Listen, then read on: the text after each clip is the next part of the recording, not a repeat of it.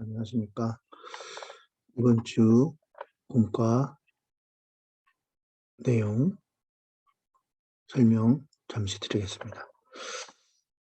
편 74편 1절에서 11절의 내용인데요. 시편은 어떤 구조로 되어 있는지 먼저 살펴보도록 하겠습니다. 우선 시편은요, 전체가 150편으로 구성되어 있습니다. 그래서 이 150편을 권으로 다시 분류를 하는데 몇 권? 5권으로 분류를 합니다. 150편을 5권으로 분류하는데 그러면은 150을 5로 나누면 30권씩 30편씩 30편씩 나눠지냐? 그건 아닙니다. 먼저 첫 번째 권은 1편에서 41편까지고요. 그리고 두 번째 권은 42편에서 72편. 세 번째는 73편에서 89편. 네 번째는 90편에서 106편. 그리고 마지막 5번째는 107편에서 150편. 그래서 맨 처음 시작권을 외운다면 1, 42, 73, 90, 107. 다시요. 1, 42, 73, 100, 90, 107. 1, 42, 73, 90, 107. 매 권에 시작하는 편수를 제가 말씀드린 겁니다. 무슨 난수표 말씀드린 게 아니라 1, 42, 73, 90, 107 한번 심심한데 따라해 보실까요? 1, 42, 73, 90, 107 한번 더 해볼까요? 1, 42, 73, 90, 107 그래서 5권으로 되어 있습니다. 근데 신기하게도 1권과 2권과 3권과 4권과 5권은요. 모세오경의 내용과 일치합니다. 즉 1권은요. 창세기와 연관된 그러한 시편입니다. 먼저 시편을 말씀드리기 전에 먼저 39, 27, 66 구약은 39권 그리고 신약은 27권 그리고 전체 성경은 66권이다. 이런 내용은 잘 아실 겁니다. 특별히 구약 39권은 세 가지의 덩어리로 되어 있는데 자 17권의 역사서 5권의 시가서 그리고 다시 17권의 선지서로 되어 있습니다. 이 역사서는 말 그대로 역사 내용을 기록하고 있습니다. 천지창조 이후에 이스라엘의 쭉 역사, 세계 역사와 그다음에 이스라엘의 쭉 역사가 기록된 게 역사서. 그다음에 5권이 바로 문학 작품입니다. 욥기, 시편, 잠언, 전도서, 아가서. 그래서 시편이 바로 문학 작품. 문학 작품은 누가 쓴 겁니까? 사람이 쓴 거겠죠. 어떤 사람이 썼습니까? 특별히 시편은 다윗이 많이 썼고요. 또 뭐 그 외에 다 솔로몬의 잠언, 시편에는 여러 저자가 있긴 합니다만 주 저자는 다윗입니다. 그 다음에 다시 17권의 선지서는 구약에 많은 선지자들이 있었죠. 그 선지자들의 그 설교집을 말하고 있습니다. 그래서 17권의 역사서, 5권의 시가서, 다시 17권의 선지서가 바로 구약의 구성 39권의 구성 내용입니다. 그 5권의 시가서 중에 시편은 150편으로 되어 있는데 1, 아까도 잠깐 말씀드렸듯이 1, 42, 73, 90, 107 이렇게 5권으로 되어 있다. 그 내용은 주로 시편이니까 주로 시편은 하나님을 찬양하는 내용이 한 절반이고요. 또 절반의 내용은 탄식을 하고 있습니다. 탄식. 자기를 돌아볼 때 죄를 보고 탄식하고, 또 하나님 뜻대로 살지 못하는 것에 대한 탄식을 하고, 이런 탄식하는 내용과 그리고 결국 하나님께 찬양을 드리는 내용으로 구성되어 있습니다. 자, 그럼 1권은 1, 42, 73, 90, 107이라고 그랬죠. 자, 1권은 자 1편부터 41번 1편까지 내용인데요. 아까 제가 말씀드렸듯이 모세오경과 그 권이 딱 맞아 떨어집니다. 그래서 1권은 모세오경 중에 창세기와 연관된 시의 노래가 나와 있고요. 그다음에 2권은 1, 42, 73, 90, 107이라고 했죠. 42편부터 72편까지. 그다음에 창세기 다음엔 출애굽기 아닙니까? 출애굽기 내용은 뭡니까? 창세기가 하나님이 천지를 창조한 내용이라 한다면 출애굽기는 이스라엘 백성들을 엑소더스, 구원하는 내용이죠. 그 내용에 대한 시가 바로 2권의 시라고 볼 수가 있습니다. 3권은요. 창세기 다음에 출애굽기 레위기죠. 레위기는 뭡니까? 법전입니다. 법전. 그래서 73편부터 89편까지 법전이고요. 그 레위기 안에는 하나님 앞에 어떻게 예배를 드리냐, 어떻게 찬양을 하냐, 어떻게 기도를 하냐에 대한 제사법 또는 기도 또는 찬양에 대해서 다루고 있습니다. 그리고 1, 42, 73, 90, 107이라고 그랬죠. 4권은 90편부터 106편까지. 창세기, 출애굽기, 레위기, 그 다음에 민수기죠. 민수기는 민수, 백성을 계수했다. 그래서 그 민수기라고 합니다. 민수기. 그 모세가 저자인데요. 모세가 출애굽부터 시작해서 광야 거치고 오면서 많은 어려움을 겪었죠. 그 고난을 어떻게 극복해 있는지에 대한 스토리가 나와 있습니다. 그리고 1, 42, 73, 90, 107, 107편부터 마지막 5번 107편부터 150편까지는 신명인데요. 다시 신자예요. 계명 명자예요. 그러니까 모세가 그 태어난 후손들, 손자뻘 되는 후손들에게 우리가 어떻게 이렇게 살아왔으며 어떻게 하나님께서 우리를 지켜주셨냐라는 것을 앉혀놓고 다시 신자니까 다시 설명해 주는 내용, 모세의 설교집입니다. 이게 바로 신명기다. 이렇게 말할 수가 있습니다. 그래서 1, 42, 73, 90, 107 시작되는 각 권의 시작되는 편을 기억해 주시면 좋을 것 같고요. 오늘 우리가 지금 살펴봐야 될 내용이 어디쯤이냐면 바로 3권 중에 74편이죠. 3권 중에 74편. 73편은 예배에 대해서 다루고 있고요. 74편은 기도에 대해서 다루고 있습니다. 기도에 대한 내용이 바로 74편, 오늘 우리가 배워야 될 74편의 내용이다 라고 보시면 되겠습니다. 자, 그러면 이렇게 배경 지식을 좀 가지시고 74편 1절부터 11절 내용을 살펴보시면 좋을 것 같습니다.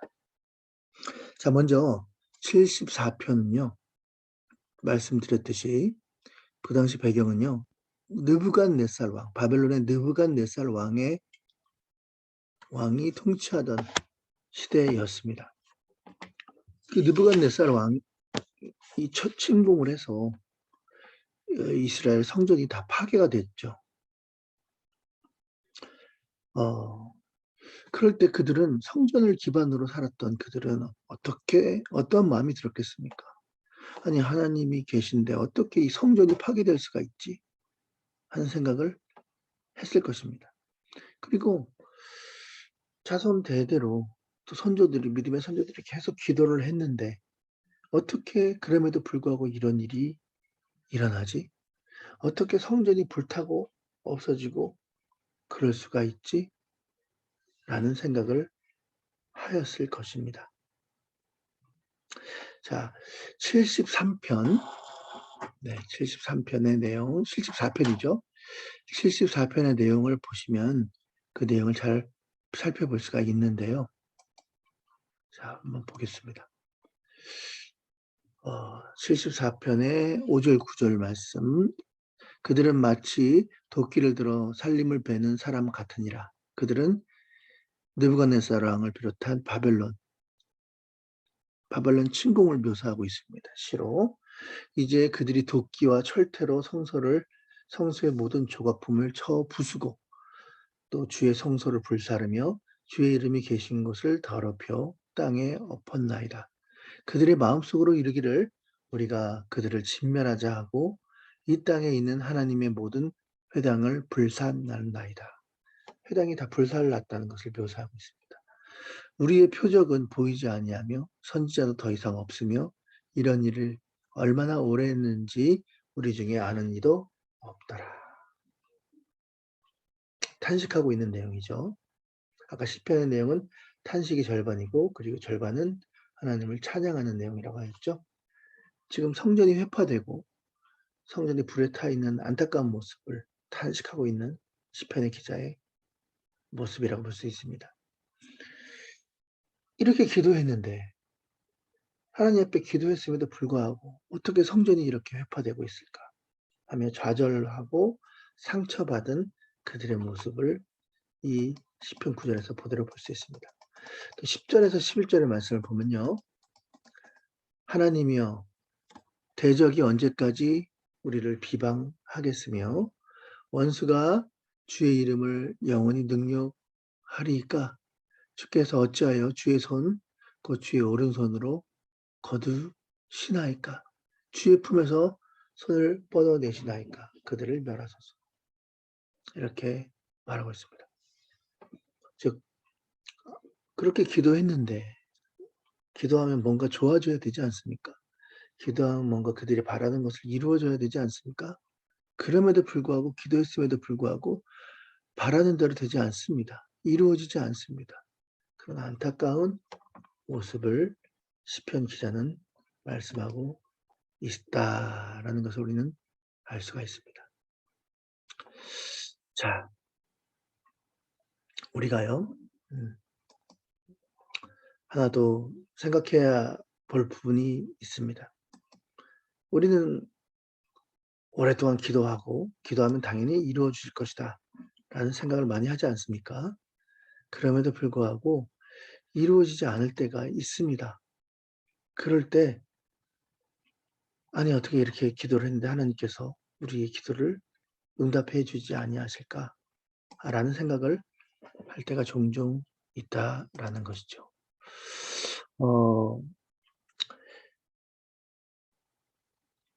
목포에 가면요 가장 부흥하는 교회가 있습니다. 목포에 가장 부흥하는 교회, 그 교회가 바로 목포 사랑의 교회라는 교회가 있는데요.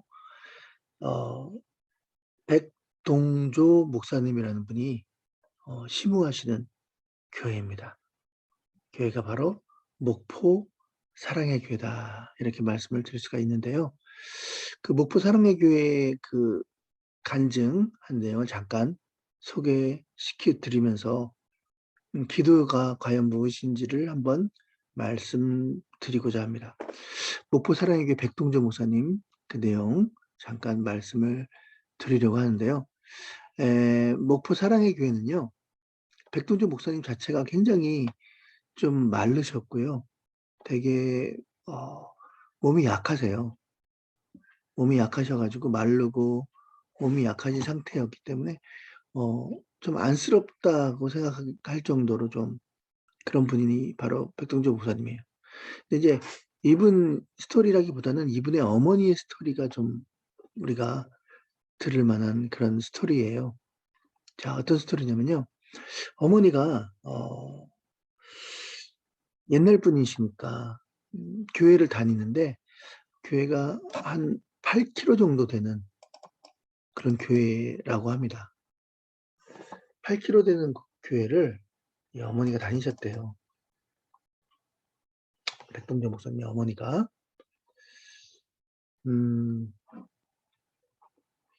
그런데요.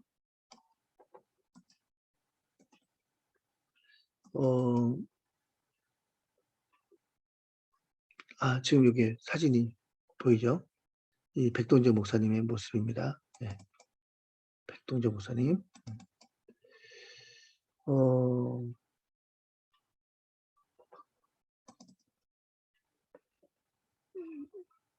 네, 이분이죠.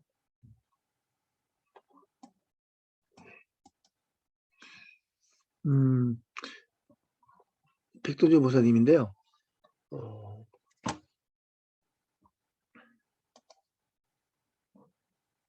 보이시죠? 네.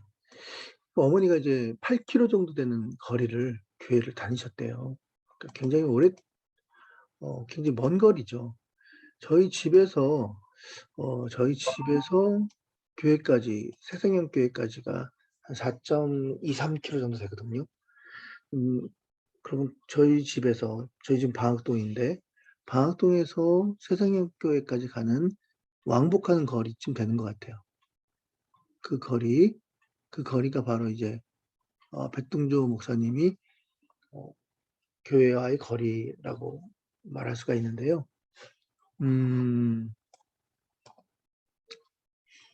근데 먼 거리예요. 그러니까 이제 아들이 보기에는 정말 왜 우리 어머니는 이렇게 먼 거리를 다니실까 하는 생각을 하셨겠죠. 예, 하셨고 그러면서 그렇게 기도를 하시더래요. 새벽 기도, 지금은 말하면 공예배죠. 새벽 기도, 그다음에 뭐 철야 기도, 3일 밤 기도, 기도라는 기도는 빠짐없이 그렇게 다니셨대요. 그러니까 얼마나 기도를 많이 하셨겠습니까? 목사님이. 그죠? 네. 자, 그런데요.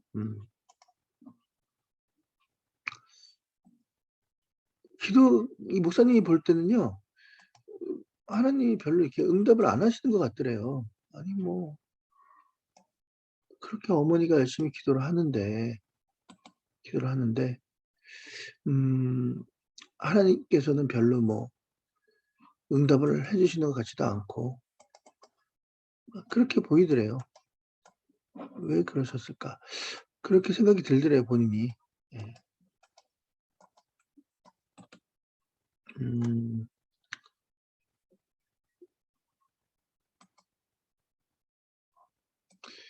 그래가지고, 목사님입니다. 예. 그래서, 참, 뭐, 그럴 수 있다라고 생각할 수가 있겠죠. 근데 그거보다도 더 좀 안타까운 일이 있었는데, 그게 바로 뭐냐면은, 예.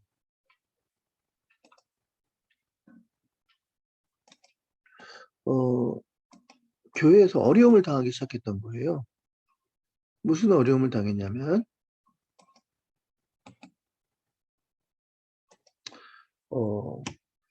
이분이 백동재 목사님이십니다.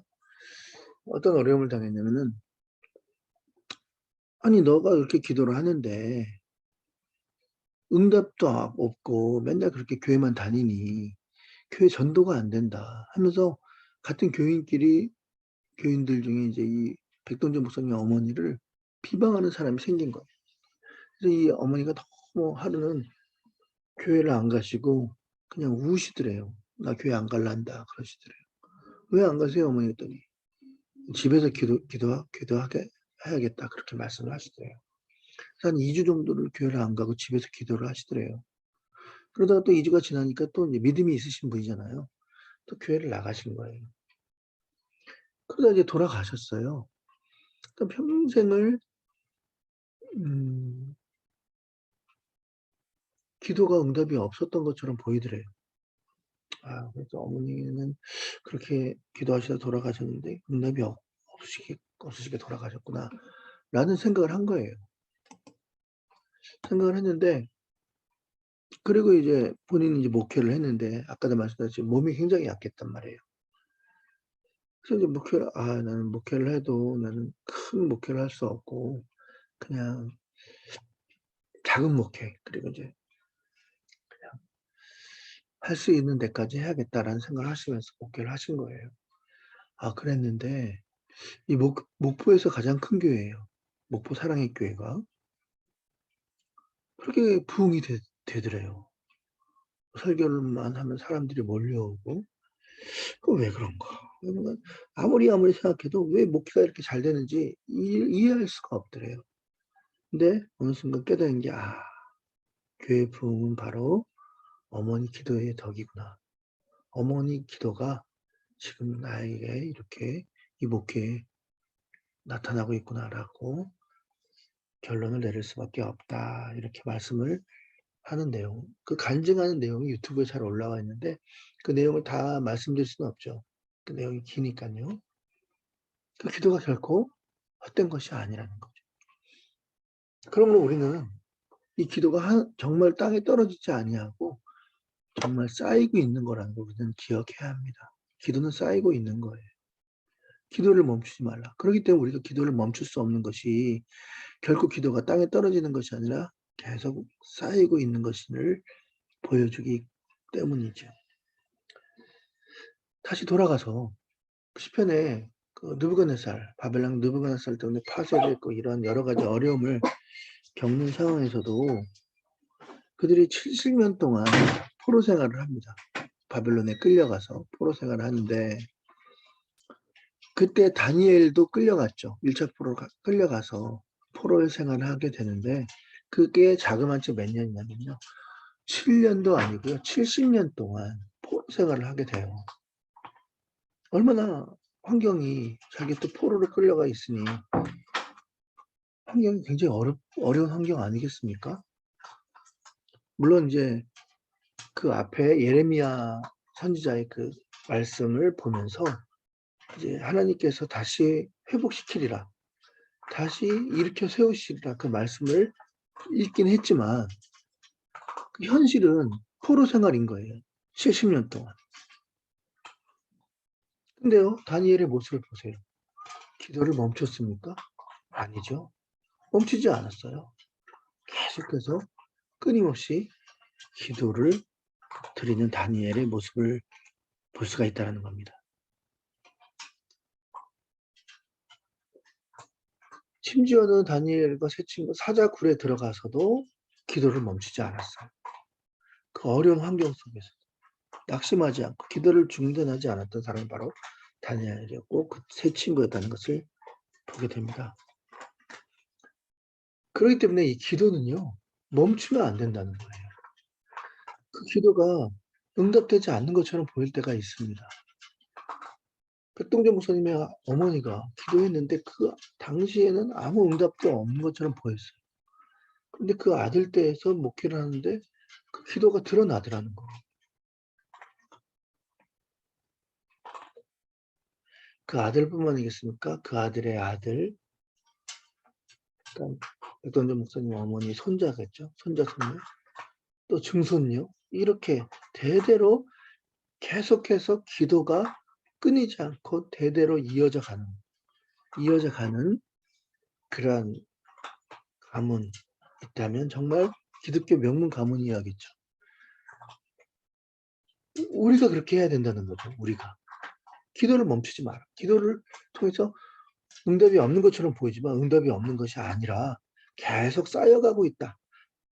우리 기도가 계속 하늘 창고에 쌓여가고 있다는 소리는 잊어서는 안 된다는 것이죠.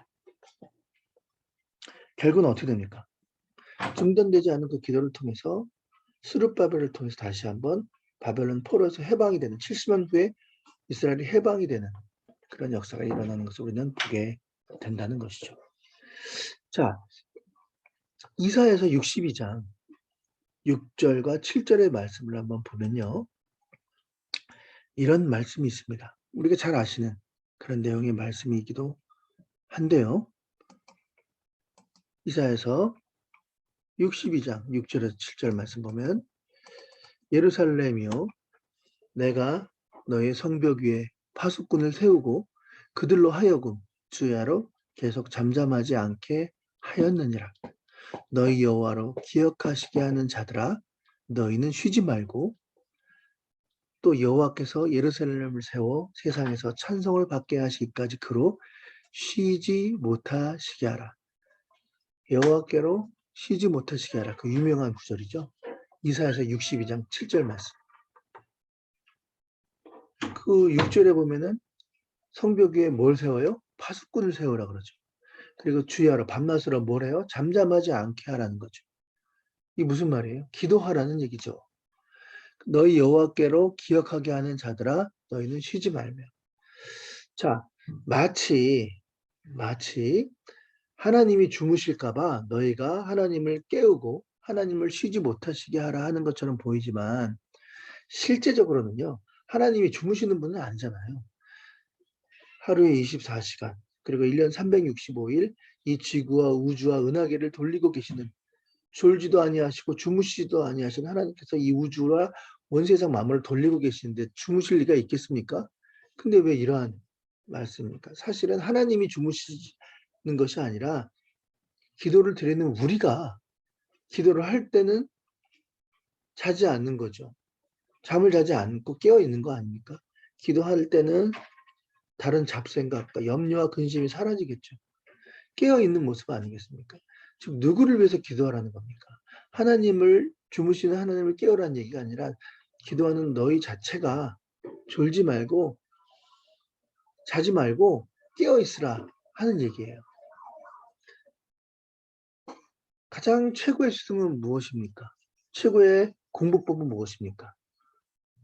내가 가르쳐 볼 때 내가 그 내용을 가르칠 때 그것이 진짜 나의 것이 되는 것이죠. 가르칠 때 남는 거예요. 누가 제일 은혜 받습니까? 설교자가 은혜가 받는 거예요. 왜? 설교 내용을 자기가 말할 때 자기가 제일 은혜를 받을 수밖에 없는 거예요.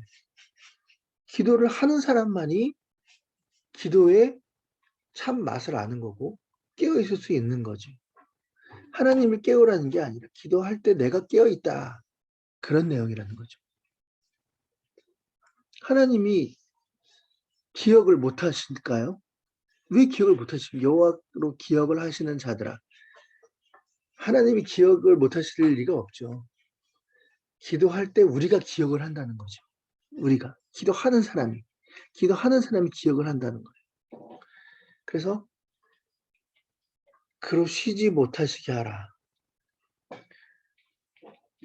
그가 쉬지 못하시게 하라 하는 것이 아니라 우리가 기도를 쉬지 말라는 그러한 말이라는 것이죠. 여러분 지금 코로나 바이러스 때문에 얼마나 많은 교회가 예배를 중단하고 있습니까?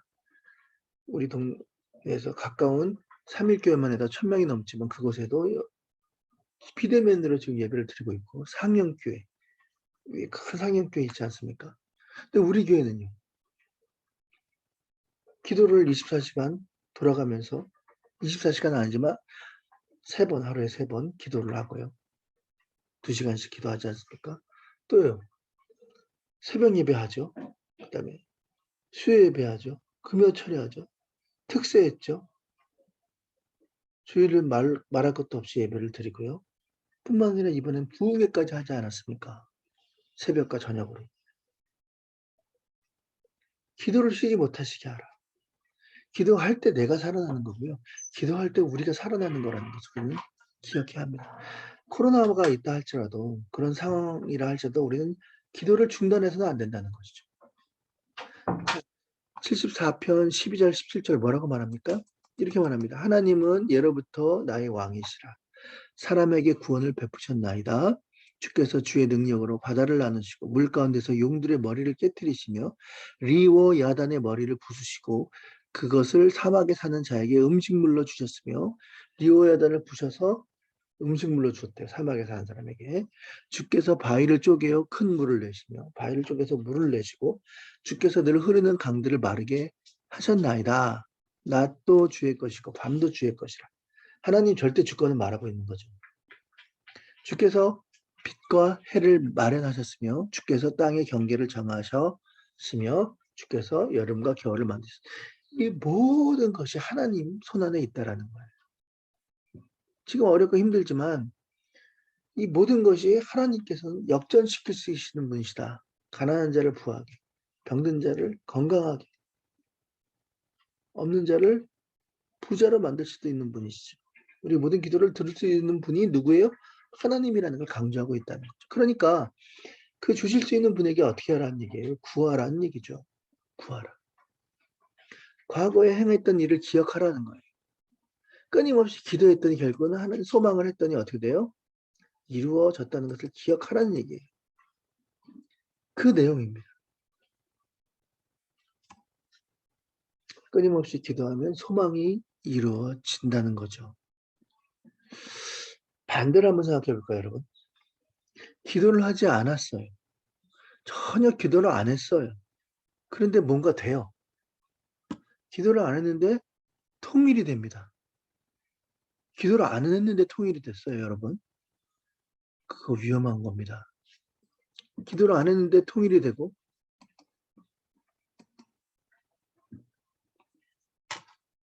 그 나라가 어떤 나라가 될까요? 정말 두렵습니다.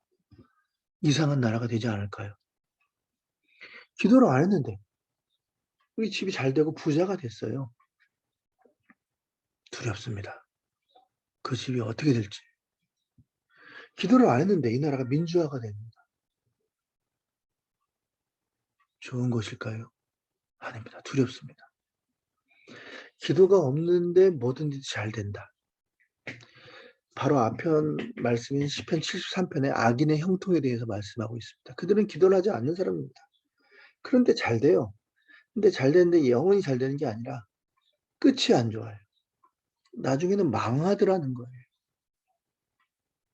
반면에 74편에 성전은 불타고 포로로 끌려가서 70년 동안 포로 생활을 하고 험난한 상황이에요. 그럼에도 불구하고 기도를 쉬지 않아요. 기도를 쉬지 않아요. 나중에 어떻게 됩니까? 70년대 포로 생활로부터 회복될 뿐만 아니라 다시 재건을 하고 다시 회복이 되는 역사가 일어나지 않습니까? 여러분 그렇다면 기도 안 하고 형통한 곳을 선택하시겠습니까? 아니면 고난이지만 계속 기도하는 길을 선택하시겠습니까? 악인의 형통은 망하리라. 망하리라. 그러나 의인은 반드시 형통하게 되는데 고난이 있어도 기도를 쉬지 않는 의인들은 나중에 다시 살아나게 될 것이다. 이거를 붙들어야 된다는 거죠. 오늘 74편에 대해서 우리가 전달해야 될 메시지는 무엇입니까? 겉으로 보이는 것에 너무 우리의 마음을 빼앗기지 말아야 한다는 겁니다. 껍데기는 가라라는 거예요. 껍데기가 아니라 사실은 그 본질, 그 내용, 그것이 훨씬 더 중요한 겁니다. 그러므로 우리의 펼쳐지는 어떤 상황이 힘든 상황이라 할지라도 기도를 쉬지 않으라. 기도를 쉬지 않으면 반드시 회복이 있다라는 겁니다. 기도와 반드시 연관되어 있는 건 무엇입니까? 예배입니다. 우리가 예배를 중요시 여기고 예배 안에 있는 구성원이 우리 중등부 10명 그리고 선생님들 그리고 저 작은 무리라 할지라도 계속해서 기도를 쉬지 않고 예배를 쉬지 않고 예배를 드리면 반드시 회복되는 일이 온다라는 겁니다. 그거를 참고 애무나 인내하고 견디는 것. 그것이 바로 믿음입니다. 이 믿음이 어려움을 이겨나갈 수 있고 흔들리지 않을 수가 있는 것입니다. 그런데 이 믿음, 그 믿음의 기반인 기도, 예배가 없으면 이 믿음이 없습니다. 믿음은 들으면서 납니다. 또 기도를 통해서 우리가 계속해서 오늘 말씀처럼 우리를 굳건하게 지킬 수가 있는 것이죠. 우리 모두 기도를 멈추지 맙시다. 이상입니다. 이번 공과를 마치도록 하겠습니다. 감사합니다.